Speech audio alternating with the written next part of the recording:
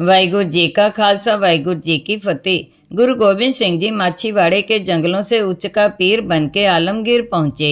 यहाँ से गुरुजी रायकोट चले गए। यहाँ का चौधरी राय कल्ला एक अमीर जागीरदार था।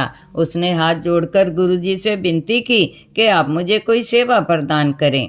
गुरुजी ने चौधरी से कहा कि आप किसी को सरहंद भेजकर वहाँ की सारी खबर मंगवाओ। इसी गांव में नूरा माही रहता था, जिसकी बहन सरहंद में ब्याही हुई थी। चौधरी राय कल्ला ने नूरा माही को साहिबजादों का हाल जानने के लिए सरहंद भेजा। नूरा माही अपनी बहन को मिलने के बहाने सरहंद चला गया। वहाँ उसने बहन से कहा, मैं तुम्हें मिलने नहीं, कलगीधर पातशाह के लालों की खबर लेने आया हूँ। नूरा माई की बहन ने बताया कि पापी वजीर खां ने साहिबजादों और माता गुजर कौर जी को 3 रात ठंडे बुर्ज में रखा। 11, 12, 13 पौष की कचहरी में साहिबजादों को बहुत लालच दिए गए और डराया धमकाया गया, पर वे किसी लालच में नहीं आए और ना ही वे डरे। उसके बाद जो हुआ वह हिंदुस्तान की धरती पर आज तक कभी नहीं हुआ। काजी ने जिंदा दीवारों में खड़े करके शहीद करने का फतवा जारी कर दिया।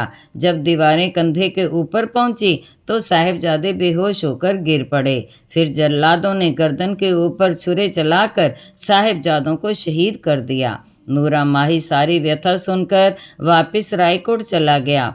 रास्ते में नूरा माई सोचने लगा कि बड़े साहिबजादे तो गुरुजी के सामने चमकौर के युद्ध में शहीद हो गए हैं, अब मैं उन्हें छोटे साहिबजादों की शहीदी की दास्तान कैसे सुनाऊं।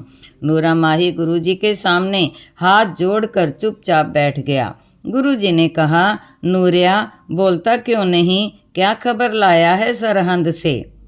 नूरा माही ने रो रो कर सारी व्यथा सुनाई। उस समय गुरुजी के हाथ में एक तीर था। गुरुजी तीर से पौधे की जड़ को उखाड़कर फेंक कर बोले, आज से मुगलों की जड़ें उखड़नी शुरू हो गई हैं। आगे दीना कांगड़ की धरती पर गुरुजी ने औरंगजेब को जफरनामा फतेह की चिट्ठी लिखी। उसे हम अगली कथा में श्रवण करेंगे। वाहिगुरु जी का खालसा वाहिगुरु जी की फतेह।